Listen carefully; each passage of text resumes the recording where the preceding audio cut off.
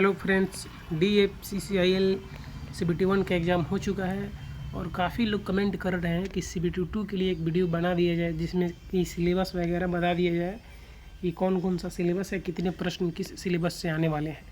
तो इस वीडियो में पूरी तरह से आपको बता दिया जाएगा कि DFCCIL में जो CBT 1 का एग्ज़ाम नवंबर में होना है उसमें किस किस पर्सन से कितने कितने प्रश्न रहेंगे। तो ये तो CBT 1 का दिया हुआ है। जैसे यहाँ पर देख लीजिए, मैथ से यहाँ पर 30 प्रश्न आया हुआ था, जनरल अवेयरनेस से यहाँ पर 15 आया हुआ था, जनरल साइंस से 15 आया हुआ था, लॉजिकल रीजनिंग से आया हुआ था 30 आया हुआ था, और नॉलेज अबाउट रेलवे जो DFCCIL है वहाँ से 10 प्रश्न आए थे। तो टोटल 100 प्रश्न आए थे। ये CBT 1 के लिए है, ठीक है। लेकिन जो CBT 2 का सिलेबस है वह कहाँ दिया हुआ है नोटिफिकेशन में, तो इसी नोटिफिकेशन में दिया हुआ है। ध्यान से पढ़ने पर ही आपको मिल जाएगा। नीचे ये वाला पॉइंट है, देखिए, और इसको पढ़ने के बाद आपको समझ में आएगा। थोड़ा सा वीडियो को देखिएगा ज़रूर। चलिए इसको पढ़ते हैं। पहले जैसे लिखा है कि 2 CBT विल कॉन्सिस्ट 120 मल्टीपल प्रश्न। तो यहाँ पर एक CBT 2 में 120 प्रश्न रहेगा, ठीक है, और एक प्रश्न 1 मार्क्स का रहेगा, और इसके लिए टाइम जो मिलेगा टोटल 120 मिनट यानी 2 घंटे का टाइम मिलेगा। ये तो दिया हुआ है।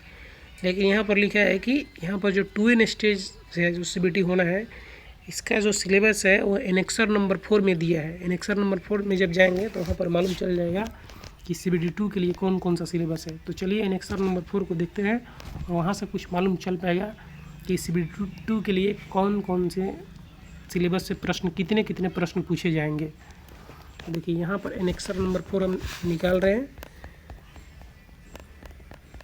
देखिए यहाँ आपको मिल जाएगा एनेक्सर नंबर 1 का सी था, इधर आपको मिल जाएगा एनेक्सर नंबर 2 का सी था ये, ठीक है ना, और यहाँ पर मिल जाएगा आपका एनेक्सर नंबर 4। तो देखिए ये है एनेक्सर नंबर 4 है, और यहाँ पर दिया हुआ है कि किस पर्सन से कितने सिलेबस रहेंगे और किस में कितने सिलेबस रहेंगे। जैसे कि यहाँ पर जूनियर मैनेजर जो फाइनेंस वाला पद है इसके लिए पार्ट ए में 24 प्रश्न और पार्ट बी में 96 प्रश्न, और पार्ट ए में यहाँ पर जनरल नॉलेज, जनरल एप्टीट्यूड और रीजनिंग से यहाँ प्रश्न रहने हैं, और पार्ट 2 में 96 प्रश्न, और यहाँ से ये वाले सिलेबस रहने हैं। तो जिनका जो अपना है विभाग उनका अलग अलग सभी का पार्ट 2 में अलग अलग रहेगा, और पार्ट ए में सभी का एक ही रहेगा। जैसे कि देखिए सिविल में जो है, सिविल में यहाँ पर सिविल में भी आपको मिल जाएगा, ठीक है। सिविल में आपको यहाँ पर मिल जाएगा, पार्ट ए में मिल जाएगा आपको 24 प्रश्न जो वही है, लेकिन पार्ट 2 में जो 96 प्रश्न हैं इनके अपना अलग प्रश्न आएंगे।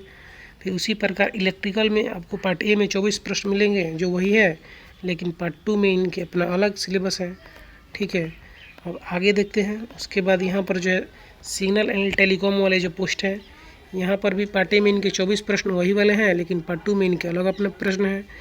और जो MTS पद के लिए सबसे ज़्यादा कन्फ्यूजन जो है MTS पद में है कि MTS पद में कितने प्रश्न रहेंगे और कहाँ कहाँ से रहेंगे। तो नोटिफिकेशन में भी पूरी तरह से क्लियर नहीं किया गया है कि किस किस चीज़ से कितने प्रश्न रहने हैं, लेकिन ये ज़रूर दिया गया है कि कौन कहाँ कहाँ से प्रश्न आएंगे।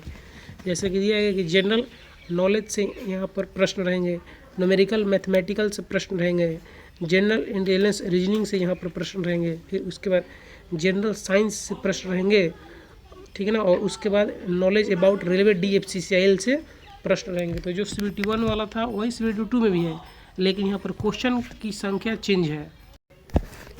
तो देखिए क्वेश्चन जो है कहाँ कहाँ से कितने बन सकते हैं। जैसे कि मैथ और रीजनिंग से दोनों से 35 प्रश्न रहने हैं हमारे ख्याल से। टोटल 120 जब प्रश्न बना रहा है तो मैथ से 35 क्वेश्चन रहेंगे और रीजनिंग से भी 35 क्वेश्चन रहेंगे।